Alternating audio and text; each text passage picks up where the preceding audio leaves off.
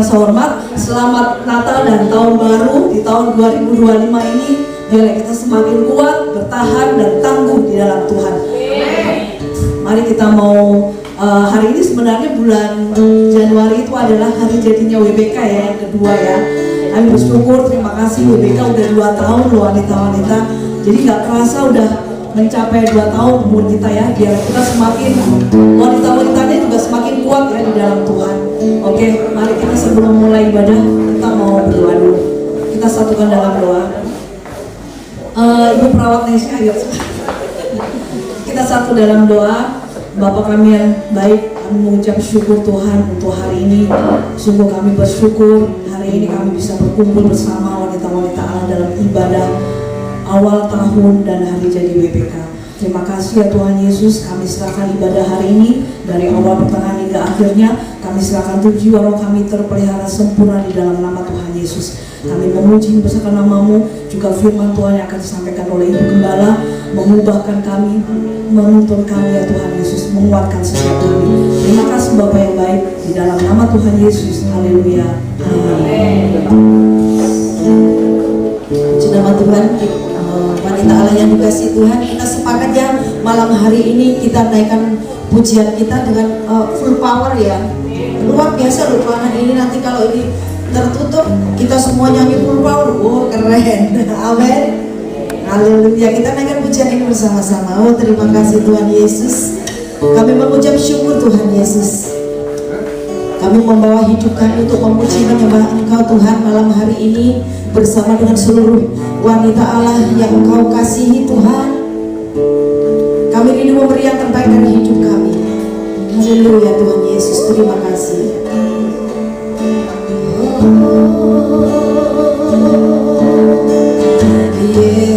Yesus, kemuliaan-Mu pulihkan hatiku. Katakan Yesus, Yesus, kemuliaan-Mu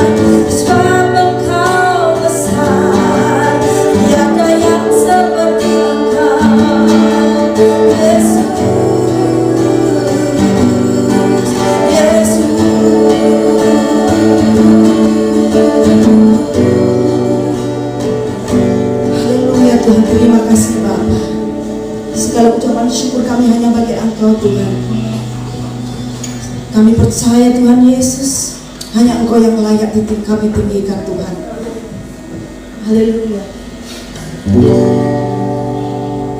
Sebab Kau besar, perbuatan-Mu ajaib, tiada seperti Engkau.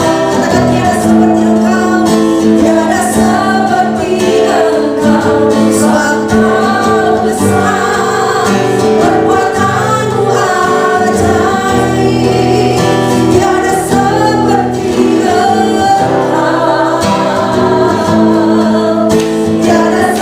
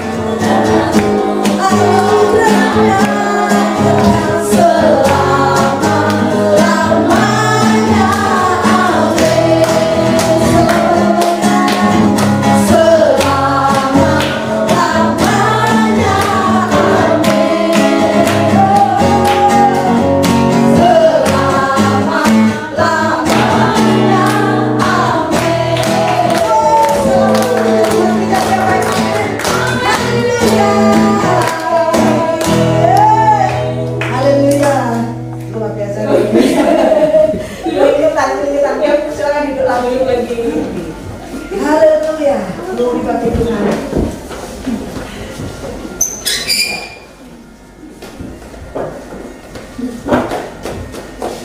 Ibu-ibu yang dikasih Tuhan, kita buka hati kita siapkan hati kita menerima berkat firman Tuhan malam hari ini. Terima kasih Tuhan Yesus, terima kasih buat sukacitamu Bapa. Itulah kekuatan jiwa kami malam hari ini Tuhan Yesus. Kami mau tetap semangat di dalam Engkau, sebab kami tahu Engkau ada di dalam kami Tuhan. Tidak akan pernah hilang kekuatan kami karena Engkau ada dalam setiap kami Tuhan Yesus. Dalam keadaan apapun Tuhan, kami mau tetap percaya bahwa hanya Yesus penolong kami, hanya Yesus harapan kami, hanya Yesus yang memberikan hidup kepada kami Tuhan. Terima kasih. Haleluya, glory bagimu Tuhan. Dalam segala keadaan,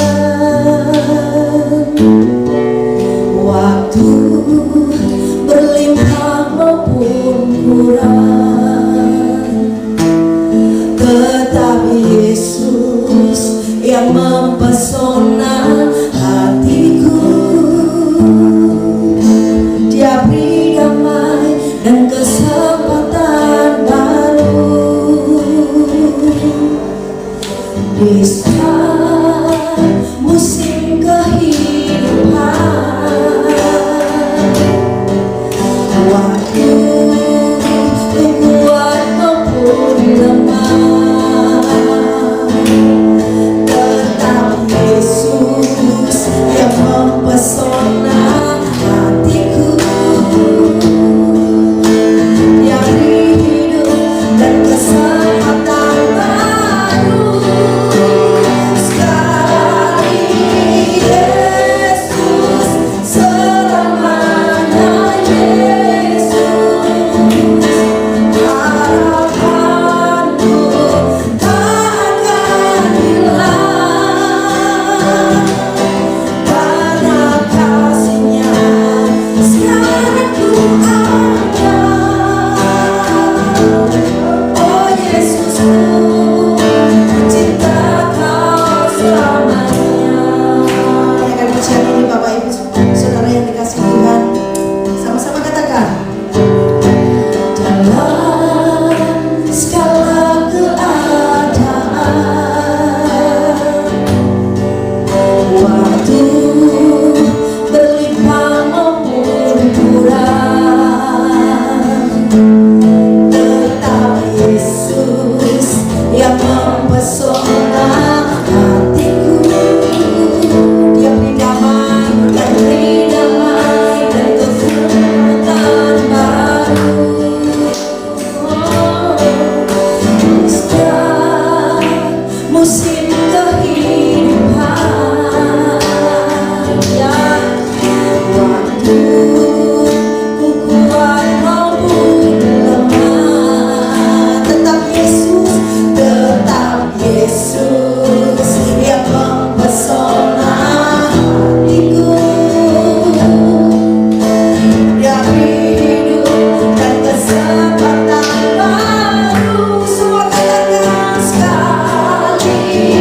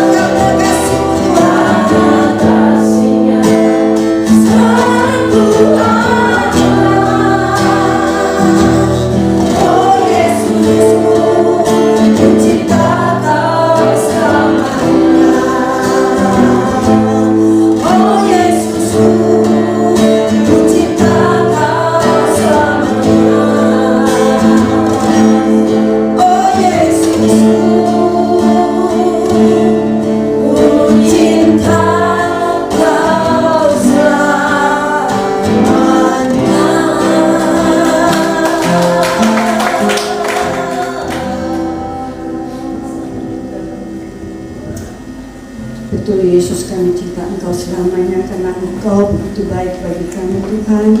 Terima kasih Tuhan untuk pemeliharaanmu, untuk kasih-Mu setiap pagi yang baru bagi kami. Dan kami bersyukur juga Tuhan kalau pada sore malam hari ini kami boleh berada bersama-sama dengan wanita-wanita yang luar biasa Tuhan. Kami bersyukur kami sudah memasuki tahun kedua ya Tuhan, dari ulang tahun WBK yang ada di gereja kami. Kami percaya Tuhan selama ini Tuhan beserta kami, memimpin kami, membimbing kami Tuhan, dan mengurapi juga Bu Nina sebagai kepala WBK Tuhan. Kami percaya apa yang kami lakukan, kami kerjakan tidak sia-sia. Kami percaya setiap wanita yang dengan setia Tuhan mengikuti acara-acara WBK boleh bertumbuh di dalam pengertian yang benar tentang Engkau. Terima kasih Bapak untuk saat ini. Jika sebentar hamba juga akan sharing firman yang sederhana Tuhan, tetapi kiranya Roh Kudus mengurapi hamba, mengurapi mulut dan bibir hamba ini, agar setiap perkataan yang keluar dari mulut dan bibir hamba ini adalah isi hati-Mu Tuhan. Terima kasih Bapa, berbicaralah dalam nama Yesus. Hamba telah berdoa dan mengucap syukur. Amin. Shalom. Ibu-ibu yang luar biasa, mengucap syukur ya, hari ini ulang tahun kedua daripada WBK. Nggak terasa ya, cepat sekali rasanya ya. Ya, waktu saya mempersiapkan firman Tuhan ini, saya benar-benar dalam keadaan nggak tahu kenapa saya rasanya down banget. Sampai kemarin Bapak sempat mendoakan saya gitu ya. Saya nggak tahu kenapa, tapi saya merasa kayak pokoknya kayaknya lemah, lesu gitu ya. Terus kayaknya nggak bisa mikir, nggak bisa duduk diam sebentar aja udah rasanya badannya sakit semua. Saya tahu itu adalah iblis ya, mungkin yang membuat saya tuh nggak semangat gitu untuk membawakan sharing firman Tuhan ini. Karena yang akan saya bawakan ini benar-benar saya berharap dan saya percaya ketika kita percayakan firman Tuhan akan mengubahkan hidup kita. Amin. Amin ya. Jadi hari ini saya akan membawa firman mengenai pengampunan. Pengampunan. Tapi lebih spesifik lagi, pengampunan di dalam keluarga. Sebentar ya.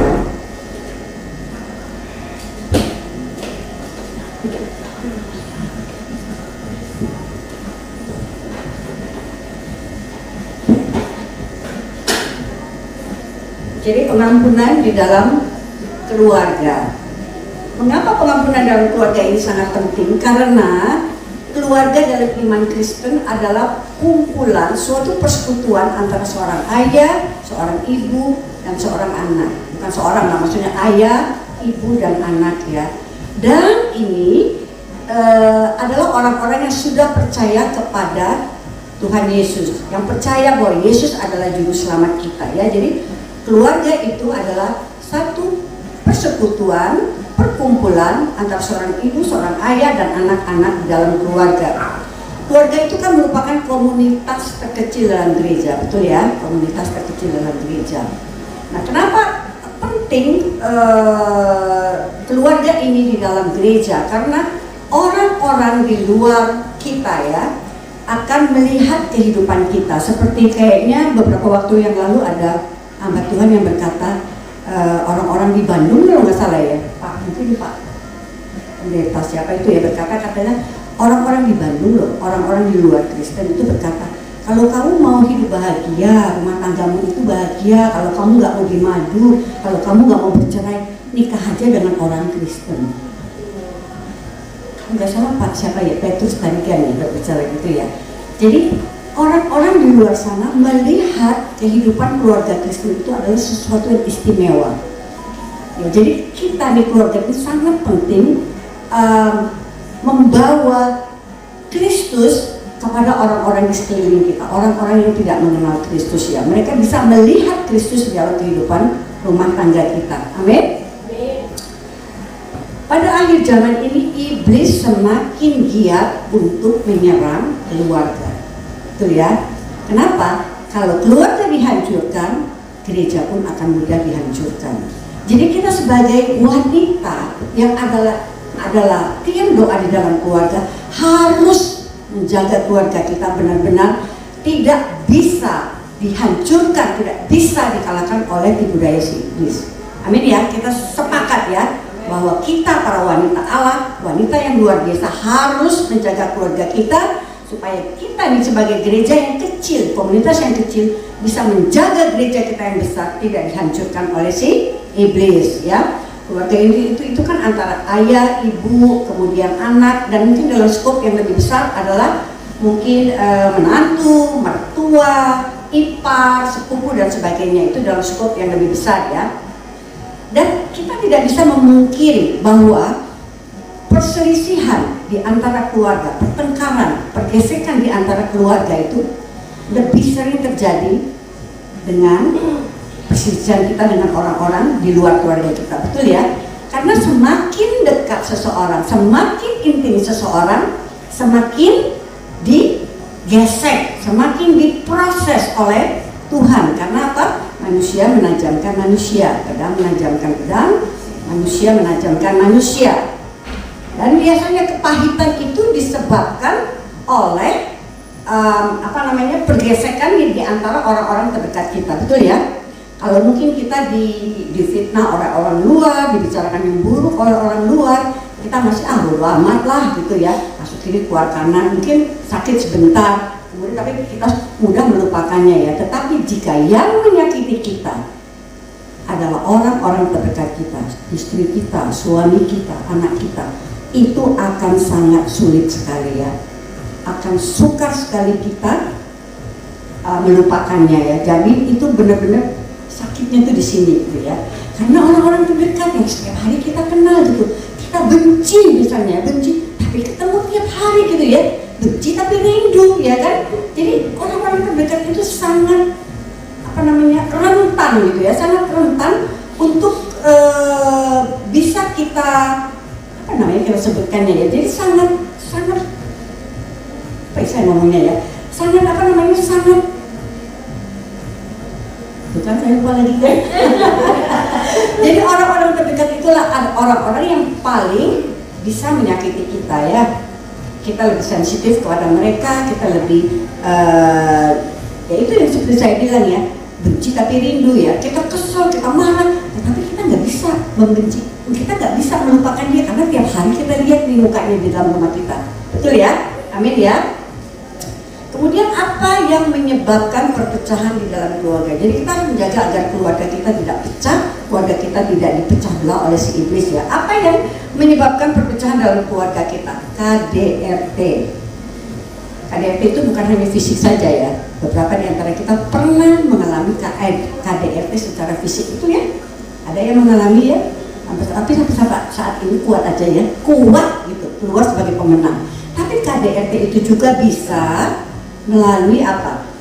KDRT itu bisa juga secara mental, baik itu orang tua yang KDRT kepada anak-anak, atau anak-anak juga KDRT kepada orang tua, bisa loh anak-anak KDRT kepada orang tua, kemudian istri atau suami bisa ya KDRT ya masing-masing ya.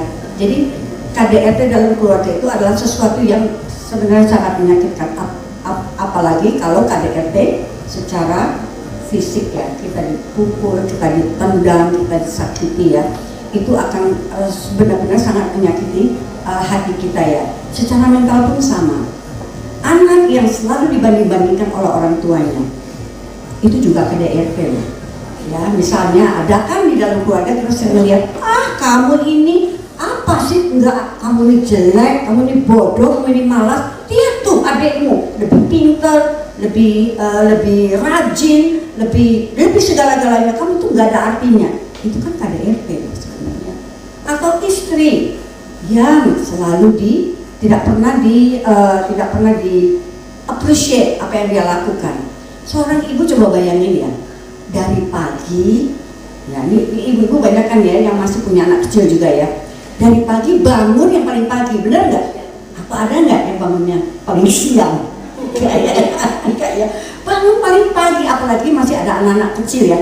Bangun paling pagi, menyiapkan sarapan, kemudian mengurus anak yang mau sekolah ya, dan mungkin juga mengantar ke sekolah. Bu, kalau dia kan juga mengantar ke sekolah, menyiapkan segala sesuatu. Pulang lagi ke rumah, pulang lagi ke rumah apa?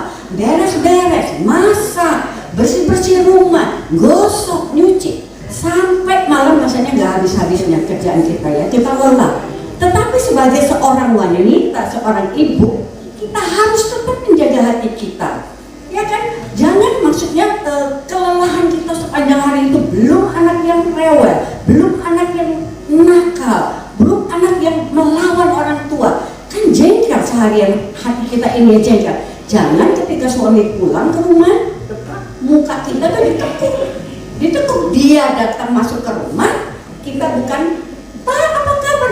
Ini loh, seharian aku capek banget ngurusin si ini, ngurusin si itu. Aduh ampun Pak, ampun, aku udah gak kuat lagi. Jangan seperti itu. Ya, jadi si bapaknya ini yang udah seharian bekerja keras untuk mencukupkan keluarga, pulang-pulang udah diserang nih oleh si istri ya. Kita sebagai wanita kan juga itu beban kita juga loh. Kita yang udah kesel banget ya, udah kesel banget seharian itu udah capek luar biasa ya. Terus kita harus menjaga hati kita supaya kita enggak ngomel-ngomel di depan suami ya, enggak merusak suasana ketika suami itu pulang ke rumah. Ya jadi wanita itu luar biasa loh. Kalau saya bilang benar-benar luar biasa ya. Kita nggak ada kan kalau yang masih punya suami pulang terus ngomel-ngomel gitu, cerita yang macam-macam gitu. Nggak ada ya. Oh Ma, apa kabar? Gimana kerjaan hari ini? Puji Tuhan. Itu ya. Amin. Amin. Amin benernya amin. Bener ya. Amin.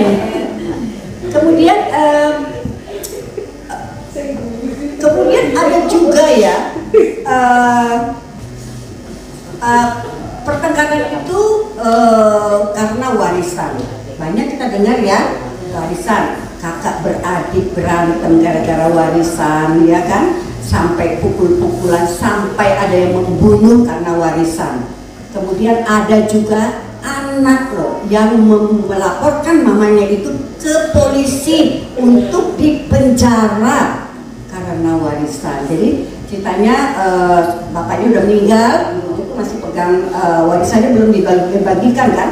Anaknya ini maksa sama mamanya itu harus dibagikan, mamanya bilang enggak, tunggu sampai nanti.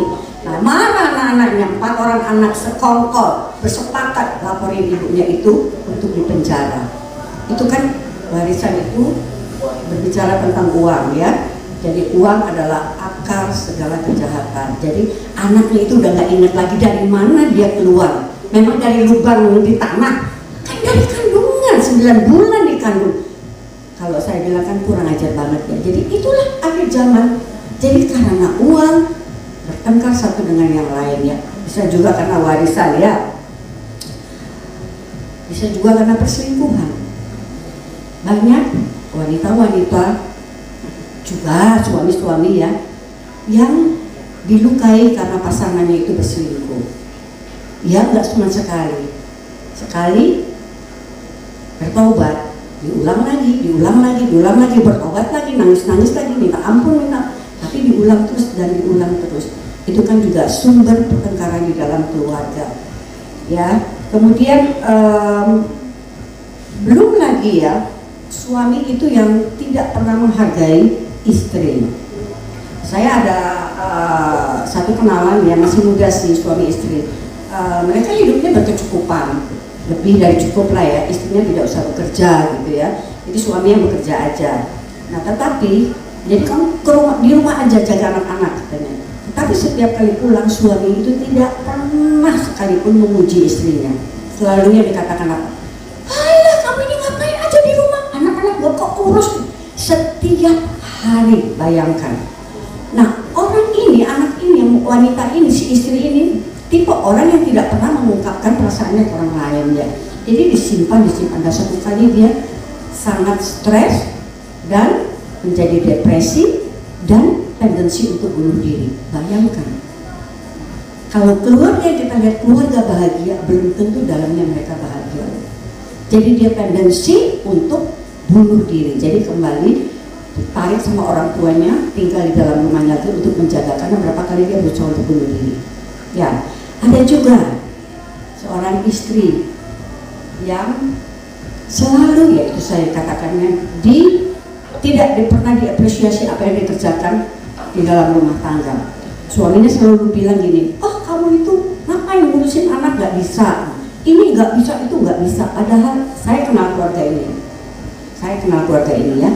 Istri itu bekerja keras, dia membantu suaminya juga menjaga anaknya. Kalau malam juga anaknya masih tidur situ. Belum lagi tugas seorang istri melayani suami. Tiap hari suaminya minta dilayani. Tiap hari loh, tiap hari gitu. Aduh, dia nggak ada alasan, capek, nggak peduli. Pokoknya tiap hari kamu harus melayani tugasmu sebagai seorang istri.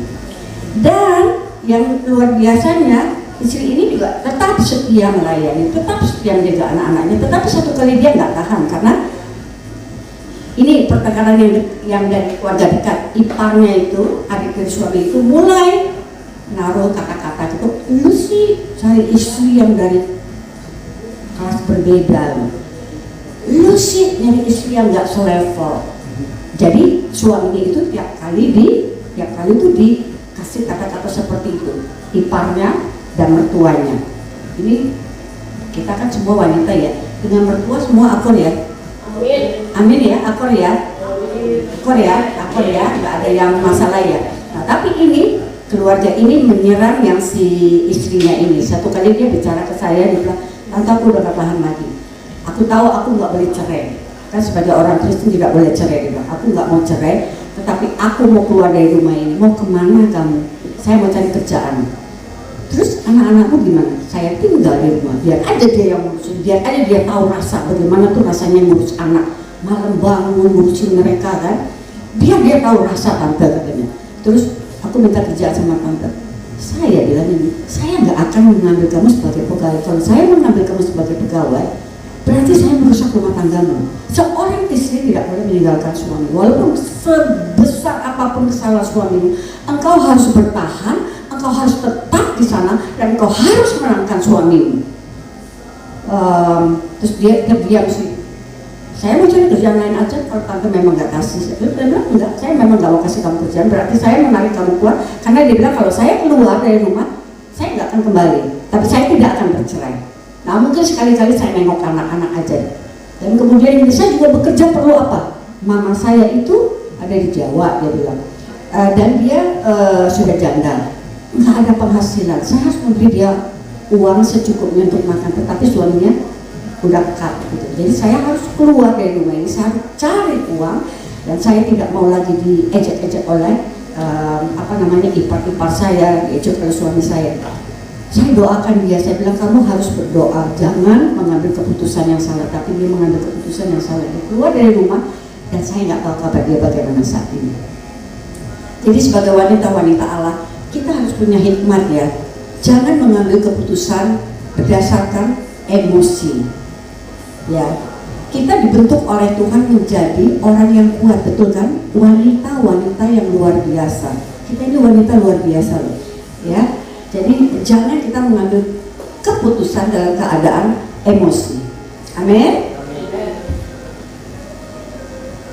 Oke, di awal tahun 2025 ini saya mengajak para wanita supaya kita introspeksi diri. Apabila saya nggak tahu ya, masalah dalam setiap keluarga kan berbeda-beda ya. Saya nggak tahu masalah para ibu di tempat ini, tetapi mari kita introspeksi diri. Apabila ada sesuatu yang terjadi dalam keluarga kita, jangan dibiarkan. Ya, sakit hati, marah, dendam, jangan disimpan di dalam hati. Kita harus introspeksi diri.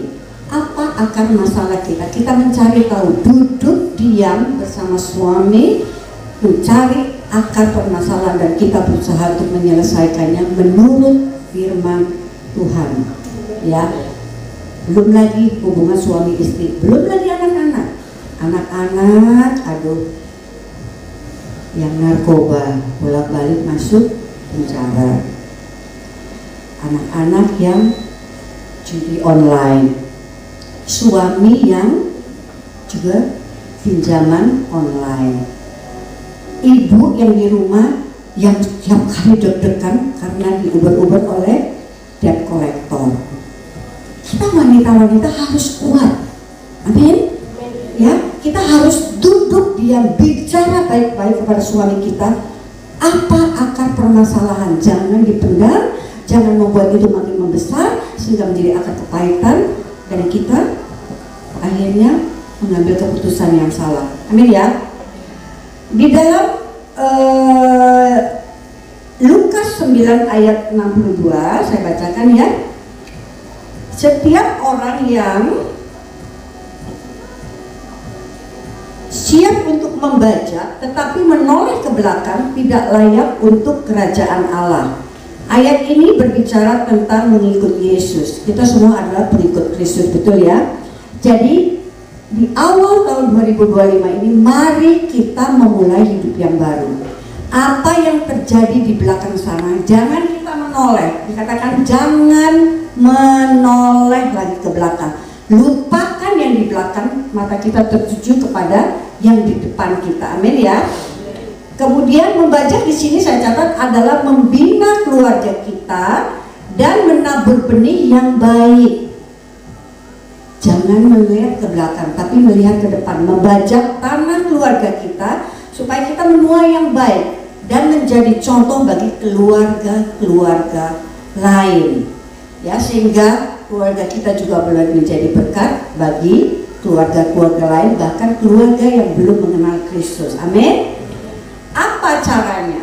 Langkah yang pertama adalah rela menerima apa yang terjadi, apa yang sudah terjadi dan apa yang terjadi saat ini. Kita rela menerimanya karena kita tahu firman Tuhan berkata Tuhan turut bekerja dalam segala sesuatu untuk mendatangkan kebaikan bagi kita yang mengasihi Dia. Apa yang terjadi dalam hidup kita, kita harus sadar ini diizinkan oleh Tuhan. Ya, jadi tidak ada apapun yang terjadi dalam diri kita yang tidak diizinkan oleh Tuhan. Diizinkan oleh Tuhan supaya apa? Supaya kita semakin kuat dan pada ujungnya kita akan berkata Tuhan itu baik. Karena kita diproses melalui apa yang kita alami menjadi orang yang lebih dewasa dan makin mengerti kebaikan Tuhan, makin mengerti rancangan dan rencana Tuhan atas hidup kita. Amin. Jadi jangan mengeluh dan menyalah-malahkan orang lain, apalagi menyalahkan Tuhan. Ada seorang ibu, sekarang umurnya udah sekitar 70-an ya. Aduh, yang kita dengar dari dia selalu, saya nggak bahagia loh selama saya menikah. Padahal sekarang udah punya anak, udah punya cucu gitu loh ya. Punya anak, punya cucu, cucunya udah gede lagi, udah. Sampai suaminya meninggal, dia tetap berkata saya nggak bahagia hidup bersama dia, dan tetap menceritakan kejelekan suaminya kepada setiap orang. Dan alasan dia apa? Karena saya nggak cinta dia. Nggak cinta kok kawin dia gitu ya. Dia bilang saya dipaksa oleh orang tua saya untuk menikah dengan orang ini. Saya nggak percaya. Kita kan nggak hidup di zaman Siti Nurbaya, bukan? Kita ini era modern gitu loh ya. Mungkin orang tuanya itu kan selalu kan orang tua ingin yang terbaik untuk anak-anaknya kan. Mungkin dikasih arahan daripada kamu dengan ini kan masa depannya lebih baik, lebih ada pendidikannya, apa pekerjaannya lebih baik ya. Bukan dipaksa lah. Masa zaman sekarang ada orang yang bisa dipaksa? Ada nggak yang di sini nikah dipaksa? Enggak kan ya? Itu atas pilihan kita sendiri bukan? Jadi jangan nyalahin orang tua, jangan nyalahin siapapun, jangan nyalahin. Apalagi nyalahin Tuhan. Tuhan gimana sih? Kalau tuh suami saya kayak gini nih, udah nggak buat kawin sama dia lah, istilahnya kan ya. Loh, pilih sendiri, ya kan? Tuhan nggak pernah memaksakan loh. Jodoh itu adalah pilihan kita. Tapi benar kita harus bertanya kepada Tuhan sebelumnya ya. Tapi Tuhan tidak memaksa. Itu adalah pilihan kita sendiri. Kalau pilihan kita salah, jalani aja gitu kan. Pasti tetap ada jalan keluar di dalam Tuhan. Amin. Jadi jangan pernah menyalahkan orang bahwa aduh saya salah nih, Tuhan salah kasih jodoh ke saya ini, jodoh saya ini begini. Jangan pernah menyalahkan Tuhan. Itu adalah mungkin kesalahan kita sendiri yang buta ya. Cinta itu kan buta ya, kadang-kadang buta gitu. Ada loh orang yang suka dipukulin sama pacarnya, ada orang yang sudah dipukul masih mau kawin. Bayangkan, itu buta gitu. Jadi nanti kalau satu kali menikah punya punya anak dipukulin, jangan nyalahin Tuhan. Kok Tuhan suami saya kayak gini? Sebelumnya dia udah tahu kalau dia tuh sering dipukul sama pacarnya. Ya kan? Seharusnya pacaran itu kan yang manis-manis. Gimana pacaran udah dipukul? Bagaimana kan dengan nikah? Nah dia masih memilih. Itu salahnya dia kan? Padahal mungkin Tuhan udah berbicara dengan berbagai cara. Ya tapi ya itu namanya cinta buta. Jadi dia nggak pernah dengar, nggak pernah buta. Namanya buta ya, buta dan tuli gitu ya. Dia tidak pernah mau mendengar masukan dari orang lain, apalagi mau bertanya kepada Tuhan karena udah sangat-sangat cinta ya. Jadi jangan cinta itu membutakan kita ya. Ya, kita harus juga terbuka mata kita ya. Jangan menjadi buta. Oke, jadi apa yang harus kita lakukan? Yang pertama adalah rela menerima apa yang sudah terjadi dan sedang terjadi. Dan kita bukan lari dari kenyataan, tapi kita serahkan kepada Tuhan dan kita berkata, Tuhan ini loh aku udah gak kuat lagi, berikan jalan keluar terbaik bagiku. Jadi kita datang kepada Tuhan, amin ya. Kemudian yang kedua ini yang sulit, memberi pengampunan. Gampang apa gampang? Susah ya memberi pengampunan. Apalagi yang menyakiti orang terdekat kita, susah ya. Tetapi Tuhan bilang harus kita memberi pengampunan. Kalau orang yang tidak memberi pengampunan ya, artinya dia menyimpan kebencian, menyimpan kemarahan, kemudian dia menjadi akar kepahitan. Dia membenci, bahkan berusaha untuk menghancurkan pasangannya atau anak-anaknya atau orang tuanya. Ya, jadi harus memberi pengampunan. Kita kalau bisa buka di firman Tuhan ya, di Lukas 15 ayat 11 sampai 13 sampai 32. Ini berbicara tentang anak-anak yang hilang ya. Lukas 15 ayat 11 sampai 32.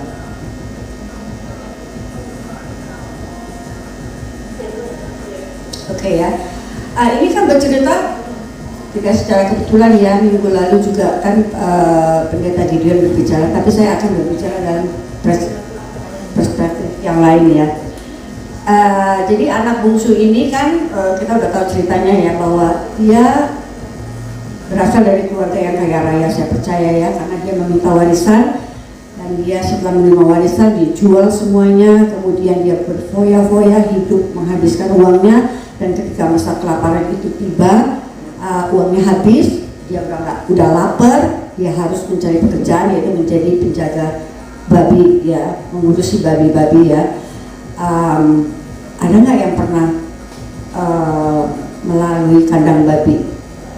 Itu baunya minta ampun ya, kotor dan bau sekali ya, lebih dari kandang sapi, lebih dari kandang ayam. Jadi babi itu bau sekali, jadi dia harus makan dan dia bekerja menjaga babi-babi ini ya, dan dia meminta makanan babi ini tidak diberikan. Babi itu berbicara tentang yang kotor, yang bau ya, jadi dia hidup di dalam kandang babi yang kotor dan bau ya. Tapi di ayat 17, mari kita lihat perubahan daripada anak ini ya. Lukas 15 ayat 17 ya. Ketika dia sudah lapar, ketika dia tidak bisa mendapatkan makanan, bahkan makanan babi itu tidak diterimanya, di ayat 17 dikatakan, lalu ia menyadari keadaannya, katanya, betapa banyaknya orang upahan bapakku yang berlimpah-limpah makanannya, tetapi aku di sini mati kelaparan. Ayat 18 dikatakan, aku akan bangkit dan pergi kepada bapakku dan berkata kepadanya, Bapa, aku telah berdosa terhadap surga dan juga terhadap Bapa. Dia menyadari keadaannya ketika ia masih bekerja di kandang babi. Banyak dari kita, karena babi ini berbicara tentang dosa ya, kita hidup di dalam dosa. Anak ini luar biasa. Apa yang dia lakukan? Dia menyadari keadaannya, kemudian dia bertobat, dia mengakui kesalahannya, dia bertobat, dan dia bertindak. Banyak dari orang-orang Kristen yang hidup di dalam dosa, yang kotor dan bau itu, dia sadar bahwa dia bersalah tapi dia tidak mengakuinya. Mungkin dia mengakuinya tetapi dia tidak pernah bertindak keluar dari dosa yang dilakukannya. Anak ini melakukan hal yang benar ya. Dia menyadari, menyesal, mengaku dosa, dan tindakan selanjutnya yaitu dia melangkah bangkit kepada orang tuanya. Di ayat 19 dikatakan, aku tidak layak lagi disebutkan anak bapa, jadikanlah aku sebagai salah seorang upahan bapa. Dan di ayat 20 dikatakan gini, maka bangkitlah ia dan pergi kepada bapaknya. Ketika ia masih jauh, ayahnya telah melihatnya, lalu tergeraklah hatinya oleh belas kasihan. Ayahnya itu berlari mendapatkan dia, lalu merangkul dan mencium dia. Anak yang bungsu ini kan pasti sudah mengecewakan bapaknya, bukan ya? Saya membayangkan keluarga ini adalah keluarga terhormat kaya raya ya. Tiba-tiba anaknya itu minta warisannya. Dia jual, kemudian dia pergi jauh, berfoya-foya, mungkin main perempuan, hidup gak karu-karuan. Dia sudah mencoreng muka bapaknya, bukan? Dia sudah merusak bapaknya, keluarganya ya, yang sebenarnya adalah keluarga terhormat, keluarga kayak keluarga terhormat. Dia sudah merusak reputasi keluarga bapaknya ini. Tetapi lihatlah bapaknya itu menanti-nantikan anak itu. Jadi saya membayangkan gini, tiap hari itu dia keluar gitu, aduh anakku kembali apa enggak ya, anakku kembali apa enggak ya. Dia menantikan sepanjang hari. Berarti dia rindu anaknya itu kembali, walaupun anaknya itu sudah merusak reputasi keluarganya, sudah merusak nama baik ayahnya, tapi dia rindu anaknya itu kembali. Apa yang menyebabkan dia mau menerima anaknya kembali, mau mengampuni dia? Itu dikatakan apa? Belas kasihan. Jadi kita perlu memiliki belas kasihan untuk kita bisa mengampuni orang yang menyakiti kita. Amin. Seharusnya ya kita memang harus memiliki belas kasihan, karena kita juga ditebus oleh Tuhan, kita diselamatkan dari dosa, kita diangkat dari dosa, dari tempat yang kotor dan bau itu. Karena apa? Belas kasihan Tuhan kepada kita. Amin. Karena belas kasihannya loh, karena kasih karunia-Nya, kita tuh boleh diangkat dari dosa kita, kita boleh dibebaskan dari dosa kita. Seharusnya kita juga memiliki hati seperti Bapa ya, memiliki belas kasihan kepada orang-orang yang sudah menyakiti kita, sehingga kita bisa memberikan pengampunan kepada mereka. Amin. Selanjutnya,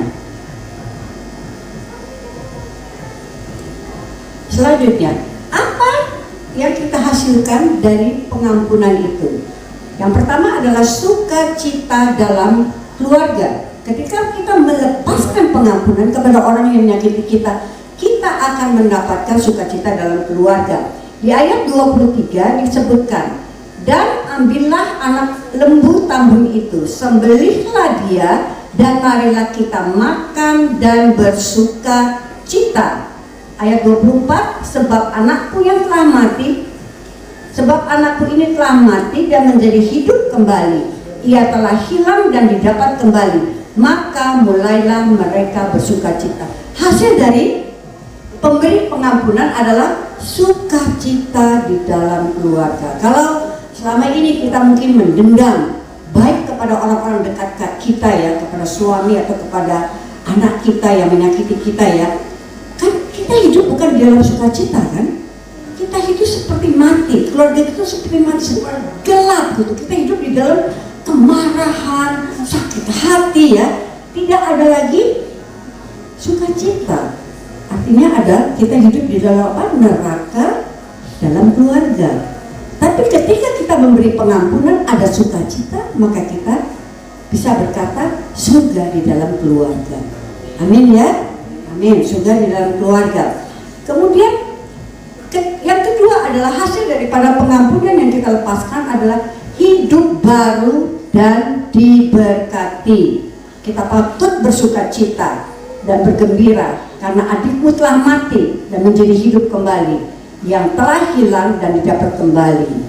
Ya, seperti saya katakan tadi, mungkin rumah tangga kita itu seperti mati saat ini. Tidak ada kehidupan, gelap, tidak ada sukacita, saling membenci, saling bertengkar setiap hari, seperti dalam neraka. Tetapi ketika kita mau melepaskan pengampunan, yang nggak mudah. Tapi ketika kita mau melakukannya, kita mendapatkan hasil itu ya, sukacita dalam keluarga, kemudian hidup baru dalam keluarga, dan yang ketiga adalah berkat-berkat daripada Tuhan. Amin ya. Kita enggak panjang lagi, kita belajar dari Yusuf. Yusuf itu dibenci oleh kakak-kakaknya karena iri hati kakak-kakaknya ya, iri hati. Kemudian dia dilemparkan ke dalam lubang sumur, dijual menjadi budak. Kemudian dia di keluarga Potifar, kemudian dia digoda oleh si tante Potifar, tapi dia nggak mau, dia tetap setia menjaga kekudusannya. Dia masuk penjara 13 tahun lamanya, 13 tahun lamanya loh. Dia masuk penjara dan pada akhirnya dia dijadikan orang kedua, itu tangan kanan daripada Firaun ya. 13 tahun dia menunggu janji Tuhan. Dan ketika kelaparan terjadi, saudara-saudaranya datang kan? Datang, dia mengenali saudara-saudaranya, tetapi saudara-saudaranya nggak tahu dia. Adakah alasan untuk dia membenci, mengusir saudara-saudaranya? Ada dong ya. Kalau kita sebagai manusia, wah orang-orang ini, saudara-saudara ini yang sudah membuat aku tersiksa, menjadi masuk dalam penjara ya. Ada alasan dia yang kuat untuk membenci saudara-saudaranya dan tidak menolong. Tetapi apa yang dia lakukan? Dia masuk ke dalam kamar, dia menangis. Betapa lembut hatinya ya. Dia ada belas kasihan kepada saudara-saudaranya dan dia menolong saudara-saudaranya. Apakah hidup kita saat ini seberat Yusuf kah? Coba kita renungkan. Apakah seberat Yusuf hidup kita saat ini? Penderitaan yang kita alami, apakah seberat Yusuf? Nah, ya. Mari kita belajar dari Yusuf ya. Ketika kita mau mengampuni, ketika kita mengasihi orang yang sudah melukai kita, memberi pengampunan, berkat Tuhan itu luar biasa. Ya, jadi hari ini simple aja. Kita renungkan sejenak ya, apa ya yang membuat kok keluargaku selama ini tidak bahagia? Apa yang membuat hidupku kok rasanya hampa? Apa ya? Ada anakku kah? Suamiku kah? Apakah aku yang salah? Kalau kita yang salah, introspeksi diri kita ya. Kalau kita yang salah, mari kita seperti anak bungsu ini, menyadari keadaan kita, bertobat, minta ampun, keluar dan kita bertindak. Kita keluar dari dosa kita. Kita minta ampun kepada suami kita. Tetapi kalau kita adalah orang yang disakiti, mari kita belajar dari Bapa yang baik, belajar dari Yusuf, mempunyai kasih, mempunyai belas kasihan sehingga kita bisa mengampuni juga orang yang menyakiti kita. Kita akan lihat hidup kita akan di tahun 2025 ini tidak akan lagi gelap, tetapi akan terang. Tidak lagi akan sedih, tidak akan diliputi oleh pertengkaran, tetapi keluarga kita akan dilingkupi oleh kasih, sayang, dan hidup yang berbahagia. Itulah janji Tuhan kepada kita. Amin. Amin. Demikianlah, cuma singkat aja, cuma inilah yang akan kita lakukan di tahun ini. Ambil keputusan, aku mau mengampuni orang-orang yang terdekat yang sudah menyakiti aku. Tuhan Yesus memberkati.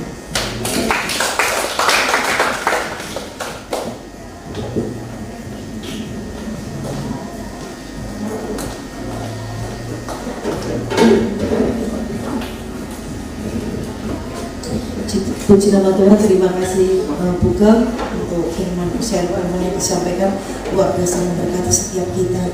Ada kesaksian Aisyah?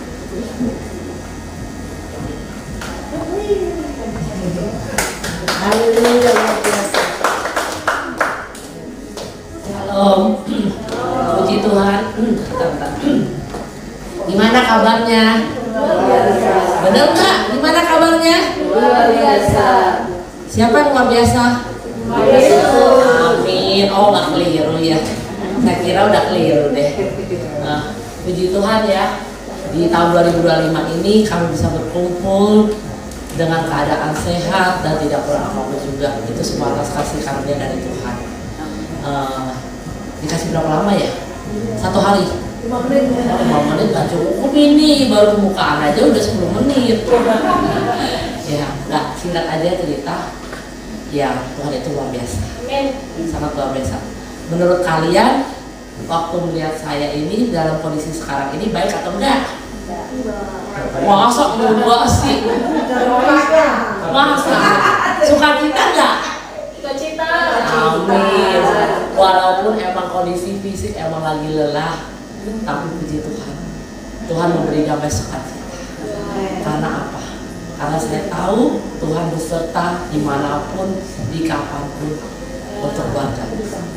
Jadi singkat cerita, ya sudah dengar ya, kalau cerita dari A sampai Z baru kepanjangan bisa 2 hari kayaknya. Ini episodenya aja engkau masih mikir ini nulisnya gimana, aduh nggak boleh panjang-panjang. Tapi kok kayaknya belum selesai ngomongnya, terus aku bilang gini aja kok, pakai episode aja. Jadi beberapa bentar ya, maaf ya. Jadi puji Tuhan, kembali ke mana tadi, ke Kong ya.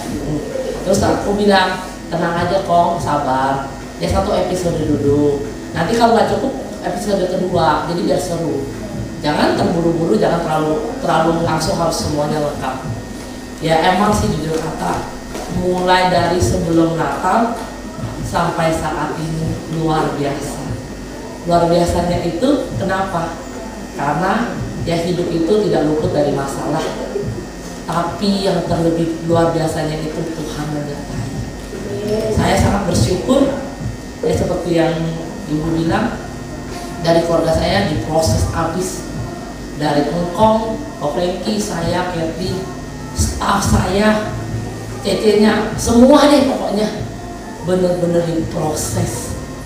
Tapi saya puji Tuhannya karena Tuhan masih sayang, Tuhan masih setia, kasih kesempatan. Kalau sudah Tuhan tidak sayang, Tuhan tidak kasih kesempatan, Tuhan tidak tegur, waduh bahaya. Lebih baik dijewai Tuhan daripada ditinggalkan sama Tuhan.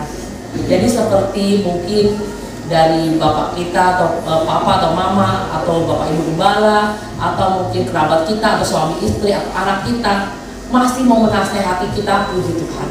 Kalau sampai udah nggak mau nasehati, bahaya, sangat bahaya. Nah, jadi singkat cerita, prosesnya kan tahu engkong itu sudah keluar masuk rumah sakit dan IGD. Kita sudah berjalan-jalan mengelilingi beberapa rumah sakit, Siloam, Surya Husada, Bali Mandara, sampai terakhir berada sekarang di sana. Puji Tuhan, luar biasa Tuhan.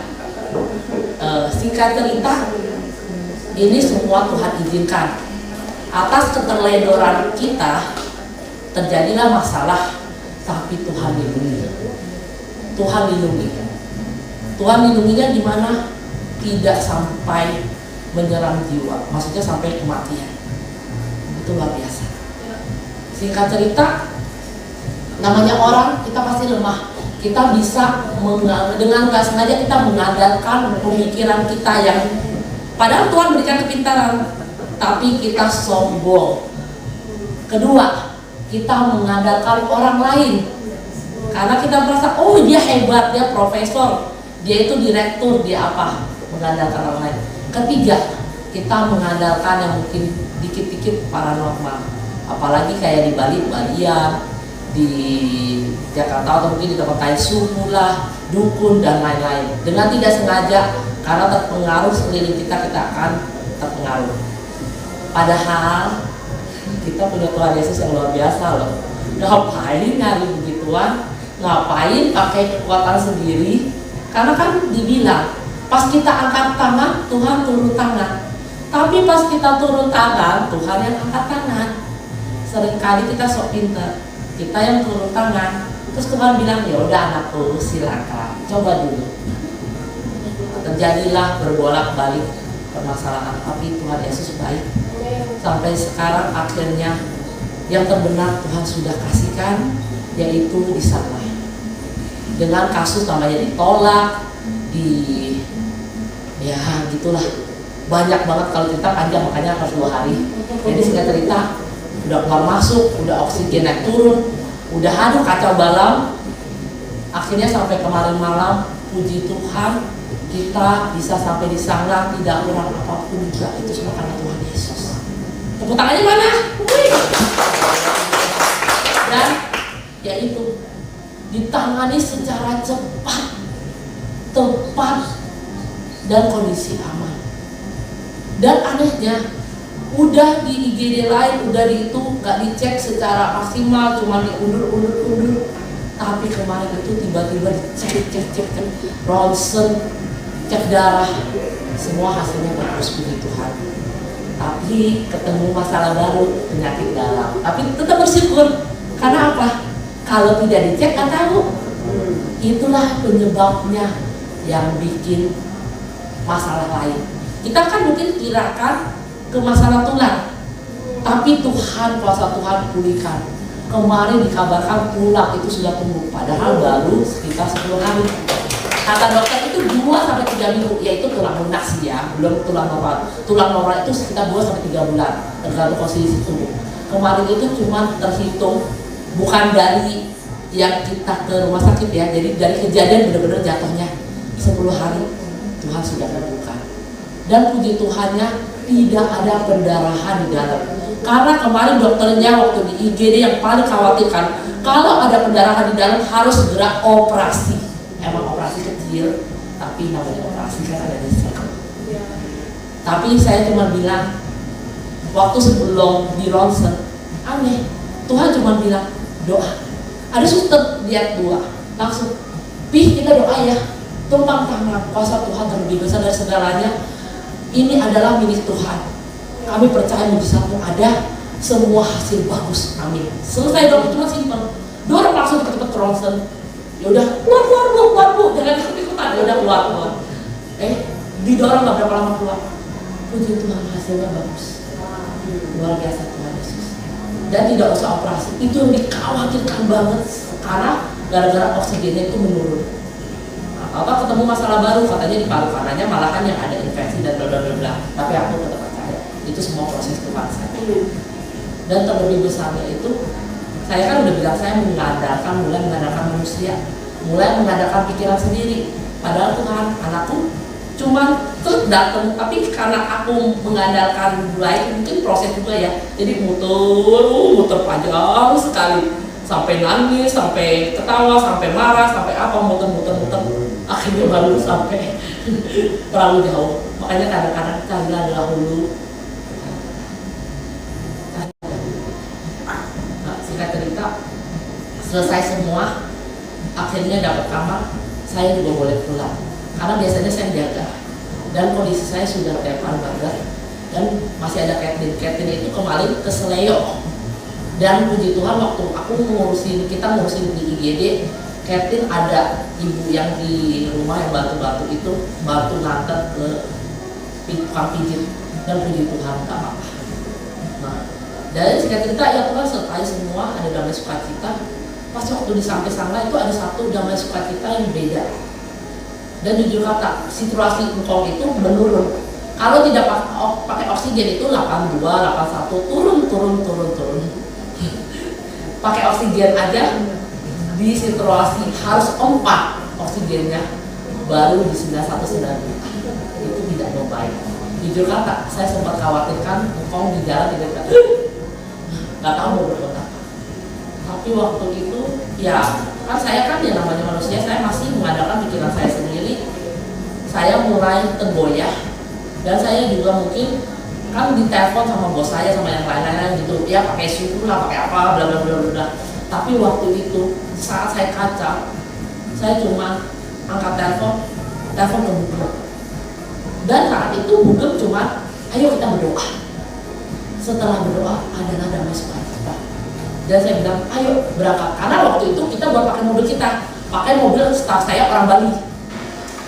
Jadi pokoknya ribet singkat cerita, tapi ya itu Tuhan selesai sampai di rumah sakit aman dan semuanya bagus.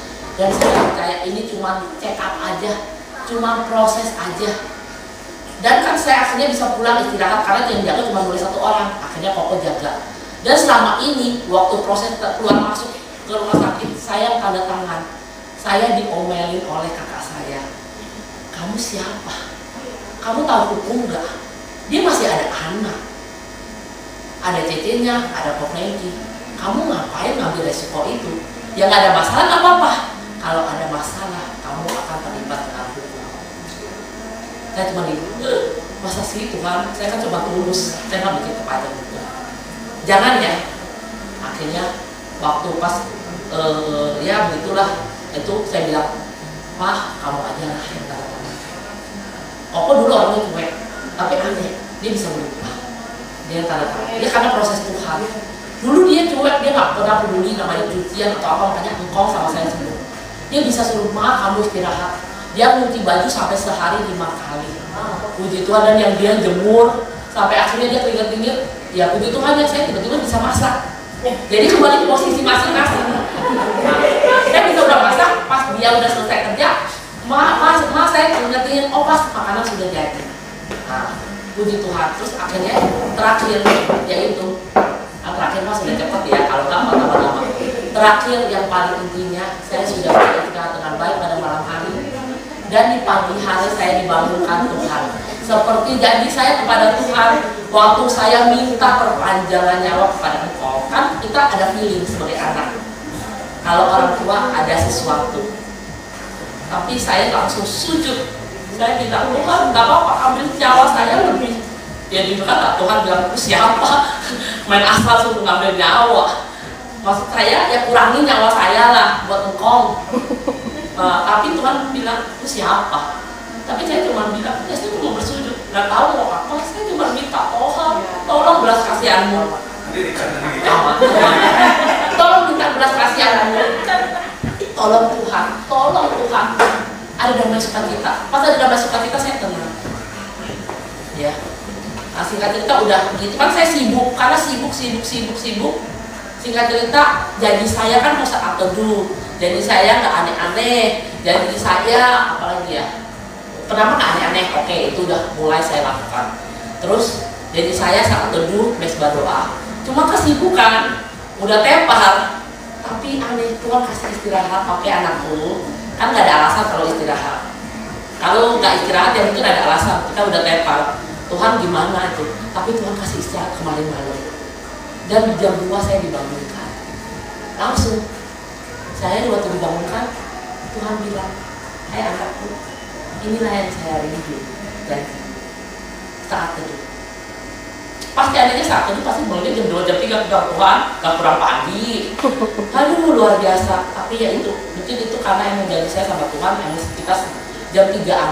Karena sekitar 10 tahun yang lalu saya pernah juga saat teduh saya dibangunkan sekitar jam 3, jam 4 Jakarta, berarti jam 3 sini ya, balik kasih, jam 5, oh ya jam 3 Jakarta, ya ada segitu. Terus saya bilang, yang sholat aja belum bangun, ngapain sih bangun?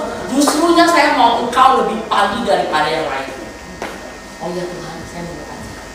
Juga kali ini juga gitu dibangunkan, tapi ada damai sukacita. Ada kesehatan yang nggak usah suntik vitamin, tapi sudah ada. Itu dari Tuhan. Terus aneh, saya kan mau nyanyi lagunya, saya klik YouTube, karena kan saya nggak pintar nyanyi. Jadi saya klik YouTube, saya mau cara nyanyi yang apa? Tuhanku terlebih besar, apa? Tuhanku terlebih besar. Nah itu, saya kliknya itu, munculnya beda. Hari ini saya dikasih Tuhan satu lagu, yaitu Yesus. Boleh tolong dibantu buat penutup?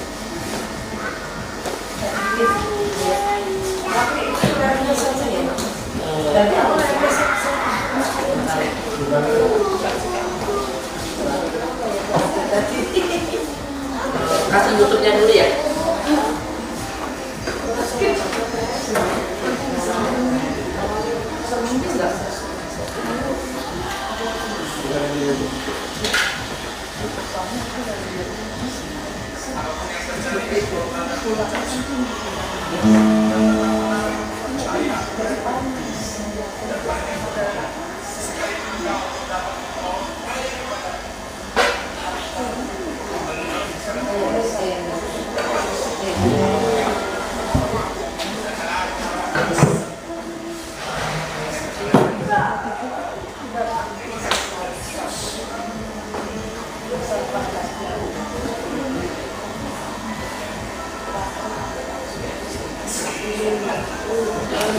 menolongku.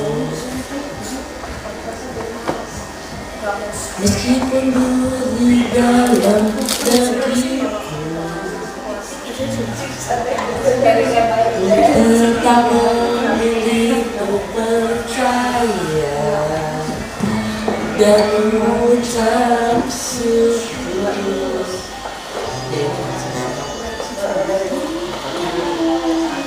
Meskipun doaku tak terjawab, meskipun hatiku habis lenyap, ku tetap memilih percaya dan mengucap syukur.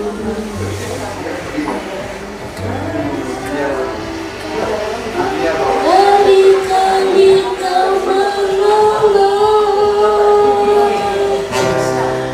berkali-kali kau kuatkan dalam rasa sakit engkau ada. Yesus setia.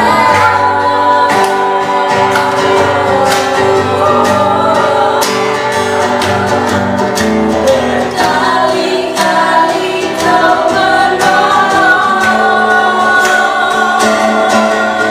berkali-kali kau kuatkan dalam lembah gelap engkau ada. Yesus setia.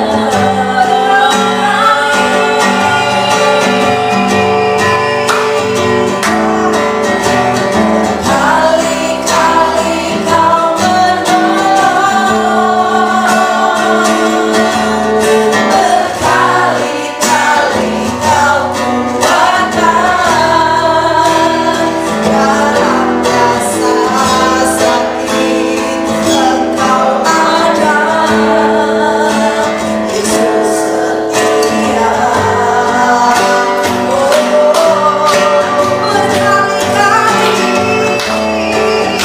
Berkali-kali kau menolong, berkali-kali kau kuatkan dalam lembah gelap engkau ada. Yesus setia. Haleluya Tuhan Yesus. Kita akan memberikan persembahan. Nesa, terima kasih saksianmu memberkati. Tuhan biasa, Tuhan Yesus pertama. Amin. Kita bisa minta berdoa.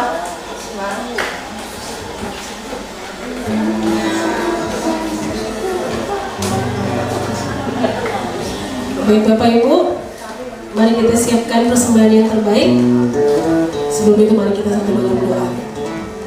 Kami bersyukur Tuhan untuk pertolongan Tuhan dalam hidup kami. Kami bersyukur Tuhan tidak pernah lepas pandang daripada kami. Terima kasih Tuhan untuk segala berkat yang Tuhan sudah yang kami terima. Bahkan berkat-berkat yang tidak pernah kami pikirkan pun Tuhan sudah sediakan.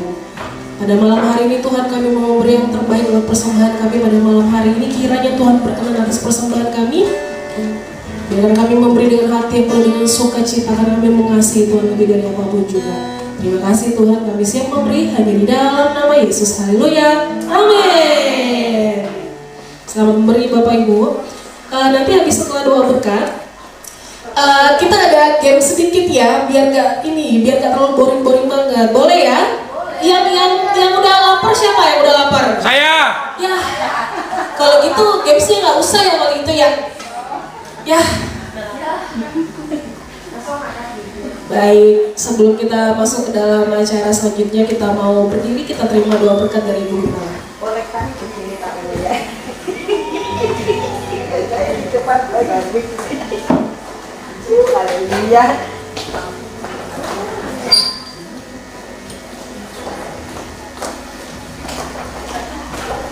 Mari wanita-wanita yang luar biasa, angkat kedua belah tanganmu, kita akan menerima berkat daripada Tuhan. Kiranya Tuhan yang Maha Pengasih melindungi engkau dan menilai engkau dengan wajahnya. Kiranya Tuhan yang Maha Kasih mencukupkan segala kebutuhanmu. Kiranya Tuhan yang Maha Kasih melindungi engkau, menjadikan engkau, menyinari engkau, membuat engkau menjadi orang yang sangat menolong orang-orang di sekitarnya. Dan kiranya Tuhan yang Maha Kasih memberkati seisi keluarga. Dalam nama Yesus. Haleluya. Amin.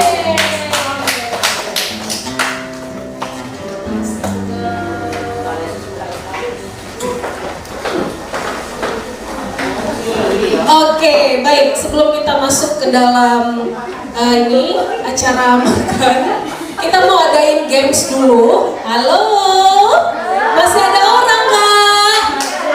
Masih ya. Nanti gini, habis games kita foto bareng. Setelah itu kita doa untuk berkat. Boleh dipersilakan nanti Bu Ririn yang untuk doa berkat nanti, doa berkat untuk makan.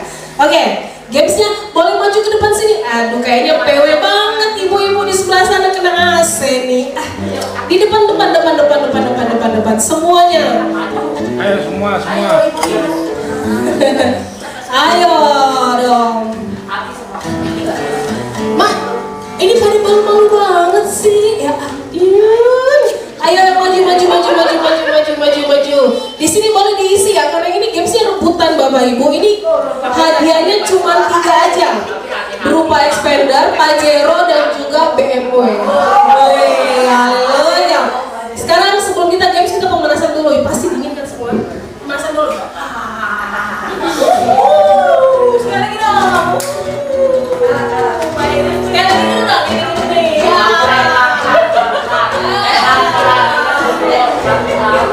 Games ini adalah game sambung lagu.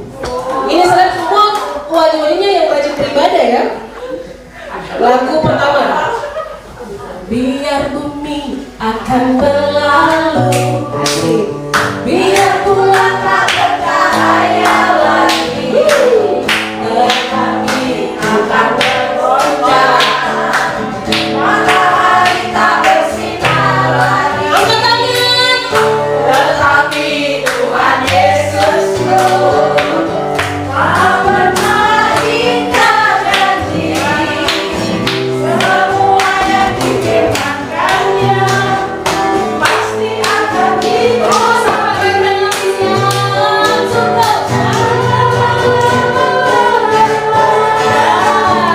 Saya cinta Yesus.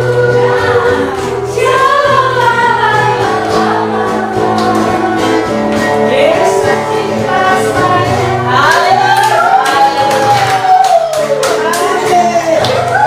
Selamat Ibu Ayu, nanti kalian semuanya aja ya. Yang sudah menang boleh duduk dulu ya. Ini gamesnya, kalau dibilang stop nggak boleh nyanyi yang lain ya.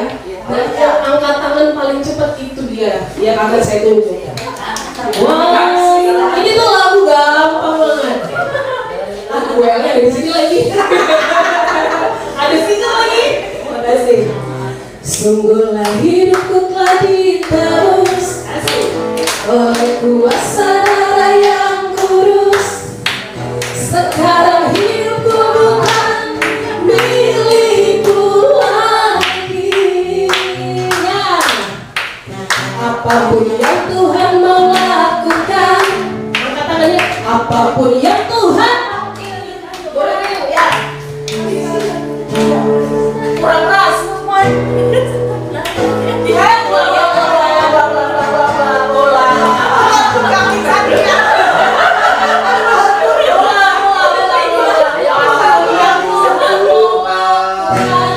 Apapun yang Tuhan mau inginkan, lanjut.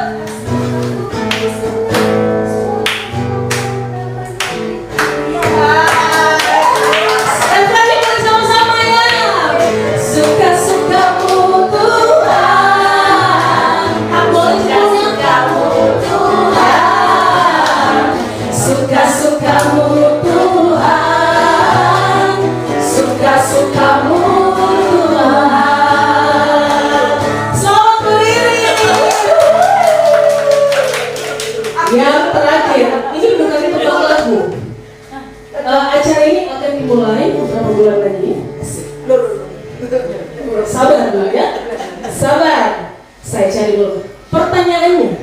Pertanyaan cepat. Gereja Glow Fellowship Center Bali ulang tahun di bulan berapa? Maret. Selamat untuk Mbak Didi. Yang menang boleh ke depan sini dong, Bu Ayu, Bu Rini dan juga Mbak Titi. Dipersilakan ke sini ya. Habis ini kita foto bareng ya sebelum makan. Bu Ayu nggak dapat Pajero, Bujero aja.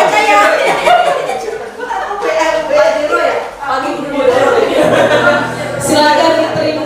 Ya bebas sama aja semua ya biar gak ada yang ngiri, biar gak ada yang ngiri.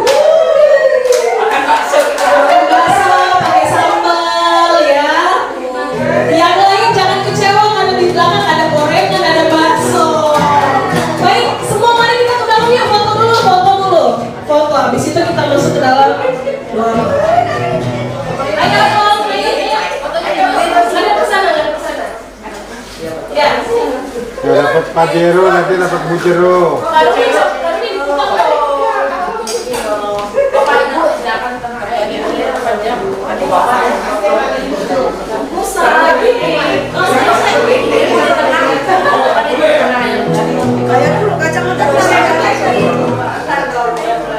Dua baris ya, yang agak kecil.